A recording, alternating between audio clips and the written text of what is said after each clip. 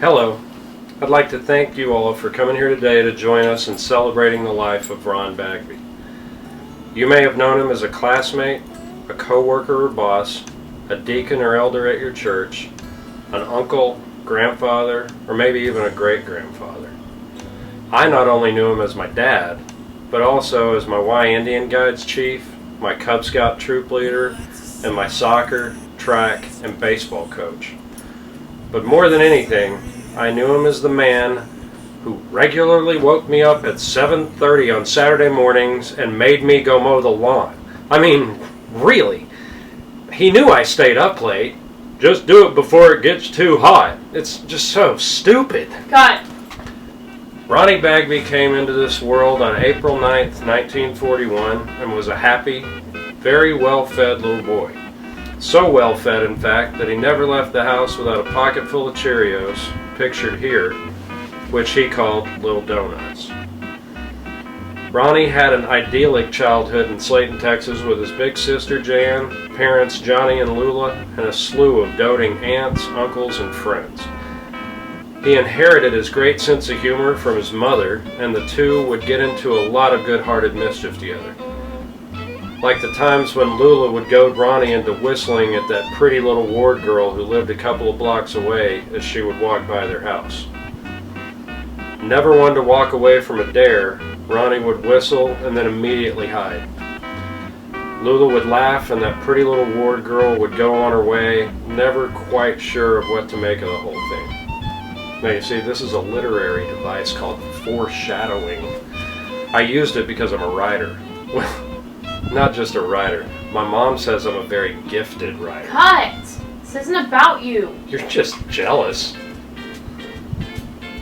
Dad spent his teen years playing football, hunting, fishing, rodeoing, and most of all spending time out on the C-Bar Ranch with his best friends. He was truly in his element working as a ranch hand on the C-Bar and cutting up with his buddies around Slayton. Ever his mama's son, he was always quick to keep his friends laughing and have a good time. And all the girls wanted to dance with him over at Tigertown. A prolonged illness forced Ronnie to stay home during what would have been his senior year of high school. And it was during this time that he was asked to give rides home from school to a family friend's freshman daughter.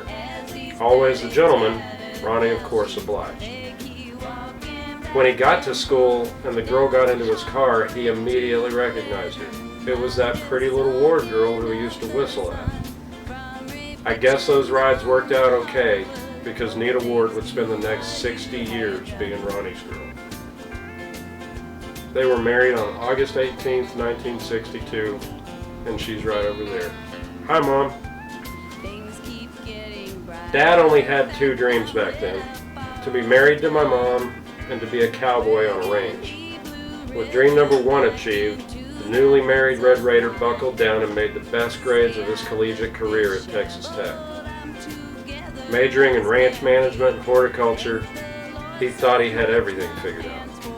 But like John Lennon once said, life is what happens while you're busy making other plans. And a little less than a year into their marriage, Nita became pregnant. When Ronnie found out he was going to be a father, he walked across the street and got a job with the Santa Fe Railway, where his father had spent his entire career. He then drove over to Texas Tech and dropped out. And from that day forward, his only dream was to provide the best life he could for his family. My sister Stacy was born on July 22nd, 1963, and she's right over there. Hey, Stacy. 5.5 years later, I came along. And I'm right over there. Hey, me. And with that, the Bagby family was complete. Dad always spent time playing with me and Stacy. He could get a baseball game going in the blink of an eye. He'd tell me to grab my bat and glove and would walk across the street to the huge vacant lots where homes hadn't been built yet in our neighborhood. We'd start playing within about 5 minutes of that. My next door neighbor Steve would come running over with his glove in hand, and inside of about 10 more minutes, about a dozen kids of all ages were running over to do the same thing. Then Dad would organize the teams and be all-time pitcher. Growing up in the Bagby house, you regularly heard phrases and words like stick to the fundamentals, lollygag, cattywampus, and I tell you what, Dad was never a yes man. He never took the easy way out, and his lawn was always perfect. Mainly because he made me get up at 7:30 on a Saturday to mow it. I just can't anymore. Man! Let's just move on.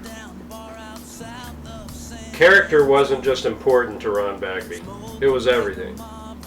I remember when he taught me how to defend myself, how to make a fist, throw a punch, take a punch, stuff like that. He told me there would be times when I would have to go into a conflict, be it a physical one or not, knowing that I would probably lose, but I'd still have to do it because it was the right thing to do.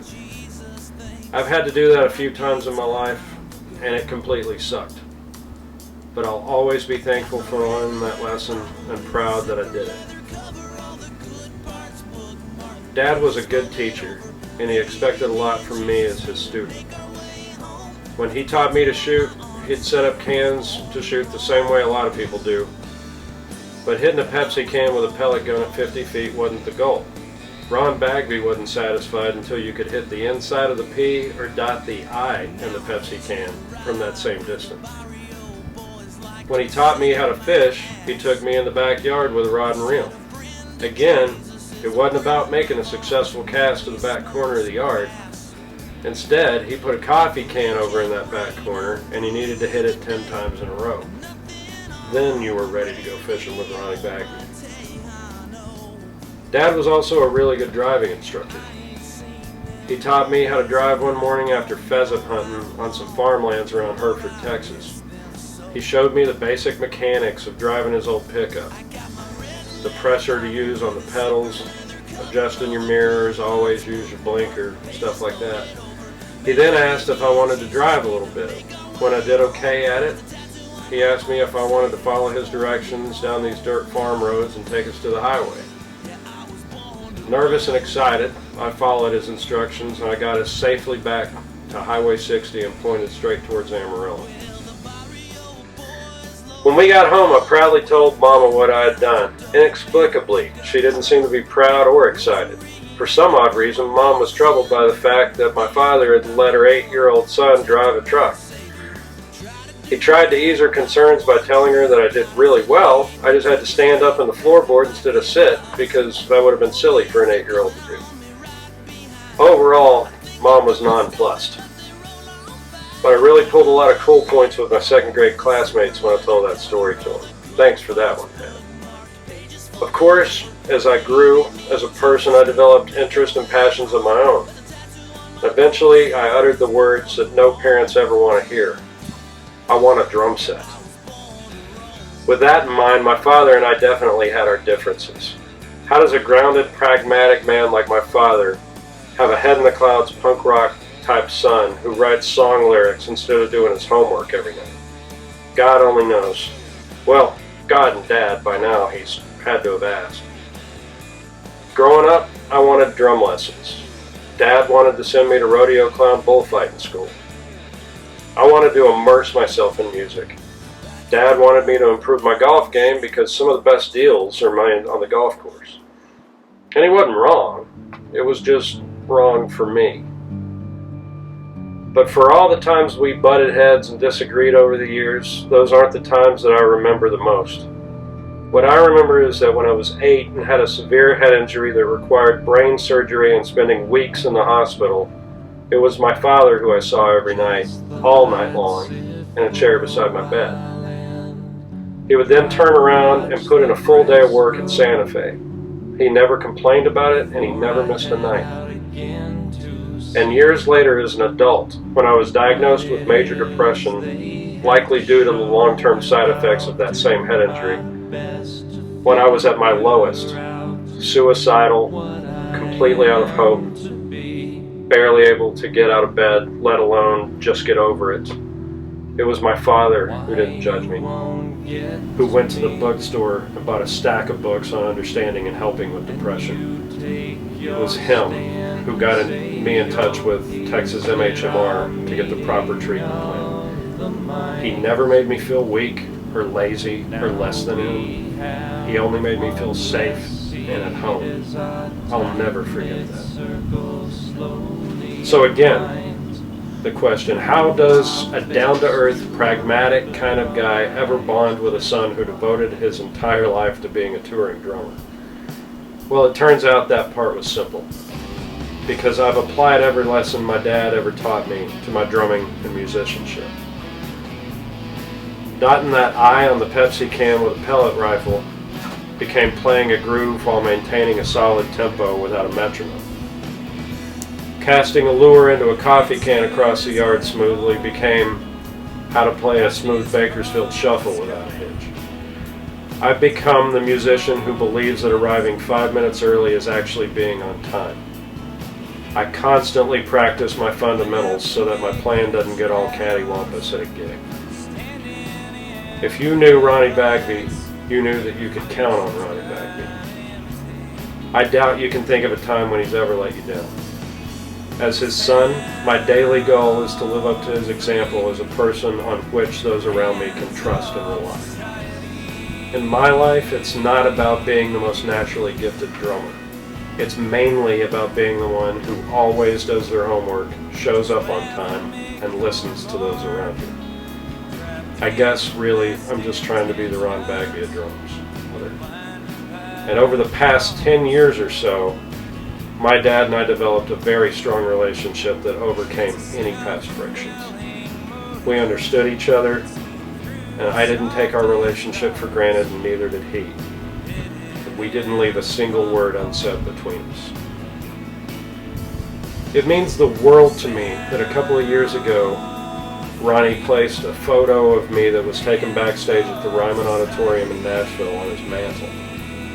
The fact that it's from the Ryman isn't important. It's the fact that he respected my craft and was proud of his son.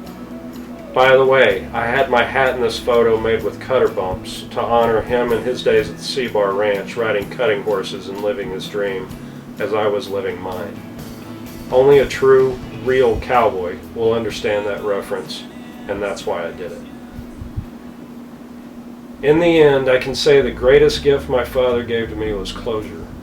I guess Dad knew far before the rest of us that his time with us was coming to an end. Every time I saw him, he would give me something that was special to him. A watch, an old knife, his truck. Seriously, his truck. At every family gathering, every trip to Austin, even every trip to the barber became special. We're all here today because we love, respected, and miss him. But try as I might, I just can't be sad. I don't see this as losing my dad. Rather, I see it as that I'm blessed and lucky to have had him as my father. No matter who you are or how well you try and prepare for it, the universal price for love is loss. It could be through heartbreak, time or distance, or death. But at some point we all have to pay. The only way to avoid loss is not to have loved at all. And I would gladly pay that price over and over again for the life of love that Ronnie Bagby showed me, my wife, and my daughter. I'll spend the rest of my days trying to live by his example. But I'm still not going to get up at 7:30 in the morning to mow the lawn. I'll close by telling him again the final words that I spoke to him on the day he passed. You did all the good, Dad. I am so, so proud of you. You go on home. I'm glad you're home, Ronnie. God bless you.